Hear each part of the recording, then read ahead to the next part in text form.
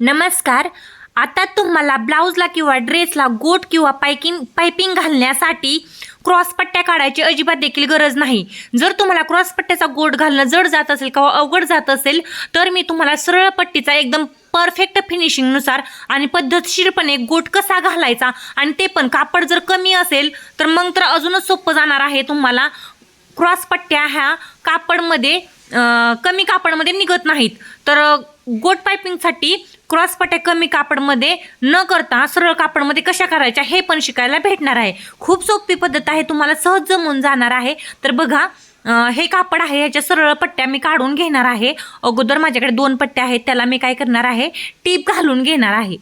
तर या 2 पट्ट्या सरळच आहेत बघा, आणि याला टीप घालून घेणार आहे. म्हणजे जॉईंट द्यायचा आहे. याला जॉईंट कसा द्यायचा, पट्टीवरती पट्टी मांडायची आणि 1 इंचाची किंवा 1.25 इंचाची पट्टी तुम्ही घेऊ शकता, म्हणजे रुंदीला. आता बघा, सरळ पट्ट्या मी काढल्या, एकात 1 2 आहेत, त्या एका खाली 1 2 कापड आहे. आता हे ओपन करायचं वरचं, इथं भागुडी आली पाहिजे अशा प्रकारे, आणि दुसरी पट्टी त्याच्यावरती मांडायची आणि याच्यामध्ये अशा प्रकारे शिलाई करायची. तर अशा एक पट्ट्या, जर कापड कमी असेल तुमच्याकडे तर जोडत जायचं. आणि क्रॉस पट्ट्या काढण्यासाठी जास्त कापड लागतं, परंतु सरळ पट्ट्या ह्या कमी कापडामध्ये निघतात. तर आता बघा, या पट्ट्या आहेत ना, एक करून मी काढायला सुरुवात केलेली आहे. अशा एक करून पट्ट्या ज्या आहेत ना, ती जॉईंट द्यायच्या आहेत. तर मी जॉईंट देत आलेली आहे बघा. एकूण सर्व पट्ट्या आता माझ्या जॉईंट झालेल्या आहेत. बास होतील मला वाटतं आहे एवढ्या पट्ट्या, किंवा अजून एखादी जर हवी असेल तरी मी याला जोडू शकते. तर अशा पट्ट्या ना एकाला एक जोडून घ्यायच्या, जर तुमच्याकडे सरळ मोठी पट्टी नसेल.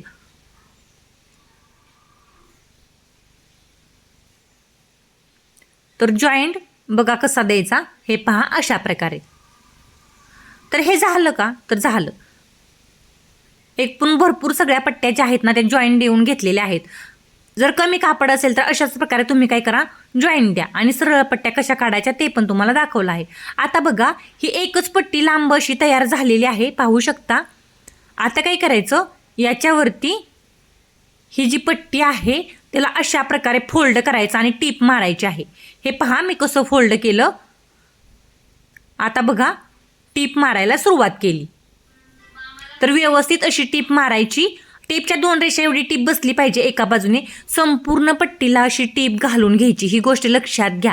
सरळ पट्ट्या आहेत या, आणि गोटाचं कापड अजिबात देखील कुठेही खेचायचं नाही. पट्टी बनवताना पण नाही आणि गोट घालताना पण नाही.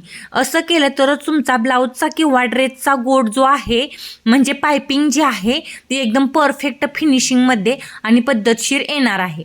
तर सरळ पट्टी एकदम व्यवस्थित अशी झालेली आहे, एका बाजूने पूर्ण फोल्ड करून. आता बघा, ही पट्टी बाजूला घ्यायची. केवढी लांब अशी पट्टी तयार झाली. पुढचं थोडंसं लेवल करून घ्यायची. आता ज्या ब्लाऊजला तुम्हाला ही पट्टी बसवायची आहे तो ब्लाऊज घ्यायचा. मी घेतला तो ब्लाऊज बघा. आता त्याला कुठे धागे वगैरे असले तर कट करायचे. आणि या ब्लाऊजला जी पायपिंगची पट्टी आपण बनवण्यासाठी घेतलेली आहे ती अर्धा इंच पुढे एक्स्ट्रा ठेवायची आणि आतल्या साईडला दुमडायची. पहा, मी दुमडली. आता ही पट्टी अशी गळ्यावरती परफेक्ट अशी अटॅच करत जायचं. फोल्ड केलेली बाजू अलीकडच्या बाजूला आहे आणि ओपन बाजू जी राहिली होती पट्टी फोल्ड करताना ती जॉईंट करून घेतली बघा. आता तर अशाच प्रकारे संपूर्ण गळ्याला कुठेही म्हणजे कापड आहे ना ब्लाऊजचं किंवा पट्टीचं, जे आपण पायपिंगची पट्टी बनवून घेतली ना, ती अजिबात देखील खेचायचं नाही, थोडं देखील खेचायचं नाही. आणि जर तुम्ही खेचलं तर तुमचा गोट आणि पायपिंग जो आहे तो लांबणार आहे, आणि तो लांबला ना तो व्यवस्थित दिसणार नाही, ही गोष्ट लक्षात घ्या. आता पहा, ही पट्टी जी आहे मी व्यवस्थित अशी अटॅच करत आलेली आहे. तर अशाच प्रकारे गोल गळ्यावरती किंवा अस्तरच्या ब्लाऊजला फक्त पुढच्या गळ्याला पायपिंग बनवायची असेल तर ही पट्टी तुम्ही अशा प्रकारे लावू शकता. मी बघा, ही पट्टी पूर्णपणे आता लावून घेतलेली आहे.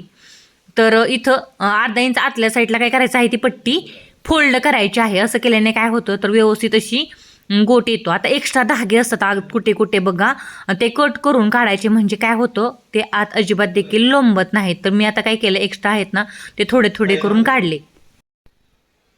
ठीक ठीक आहे, इथपर्यंत तुम्हाला समजलं असेल तर आता आपण गोट घालायला सुरुवात करूयात. तर बघा, अर्धा इंच एक्स्ट्रा होतं ते इकडच्या बाजूला दुमडायचं. आतलं जे शिलाई केलेलं कापड आहे ते पण गोटाच्या बाजूला खेचायचं आणि हे पहा, वरचं कापड अशा प्रकारे त्याच्यावरती लावायचं. म्हणजे आतलं कापड हे पूर्णपणे गोटाच्या आत गेलं पाहिजे याची काळजी घ्यायची. आणि अशा प्रकारे आता गोट घालायला सुरुवात करायची. तर गोट घालताना कुठेही कापड खेचायचं नाही. आतलं शिलाईची जी पट्टी होती ना ती पूर्णपणे आत घालत गोट घालत म्हणजे पायपिंग घालत जायचं आहे. तर इथपर्यंत तुम्ही व्हिडिओ पाहिला असेल तर एकदा लाईक आणि सबस्क्राईब नक्कीच करून घ्या. खूप छान व्हिडिओ आहे, तुम्हाला म्हणजे याचा फायदा झालेलाच आहे. पहा, गोट किती सुंदर आलेला आहे. तर सगळ्या बाजूने अशा प्रकारे गोट घालत आता जायचं आहे. हे पहा, मी गोट घालत आलेली आहे. तर पाठीमागच्या साईडचा गोट तुम्हाला दाखवते कसा आलेला आहे. हे पहा, किती सुंदर गोट आलेला आहे. म्हणजे पायपिंग किती छान आलेली आहे. आत कुठेही तुम्हाला कापड दिसत नाही, म्हणजे दोरे वगैरे आत दिसत नाहीत. तर अशाच प्रकारे संपूर्ण गळ्याला काय करायचं आहे, आपल्याला पायपिंग बनवून घ्यायची आहे. सोपीच पद्धत आहे, अगदी तुम्हाला सहज जमणार आहे. आणि कमी कापडमध्ये बनवलेला हा पायपिंग आहे. आणि कमी कापड असताना सरळ पट्ट्या काढून आणि त्याला जॉईंट देऊन.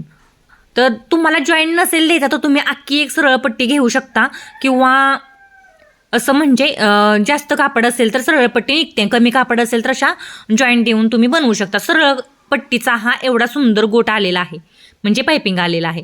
बघा किती सुंदर. आता अजून एकदा मी तुम्हाला याचं फायनल फिनिशिंग दाखवणार आहे. हे पहा, आता गोट घालून झाला म्हणजे पायपिंग बनवून झाली. आतल्या साईडनं बघा, कुठेही तुम्हाला बाहेर फॅब्रिक दिसणार नाही. 1.25 इंचाची किंवा 1 इंचाची पट्टी घेऊ शकता. आणि पहा, पायपिंग किती सुंदर आलेली आहे. फायनल संपूर्ण फिनिशिंग जे आहे पायपिंगचं मी तुम्हाला हे पहा दाखवत आहे. तर दिसत आहे तुम्हाला एवढा सुंदर पायपिंग तयार झालेला आहे. हे पहा, अशा रीतीने हा पायपिंग खूपच सुंदर आणि खूपच छान तयार झालेला आहे. तुम्हाला आवडलाच असेल. जर तुम्हाला काही यामध्ये इश्यू वाटला किंवा प्रॉब्लेम वाटला तर कमेंटमध्ये मला नक्कीच विचारा.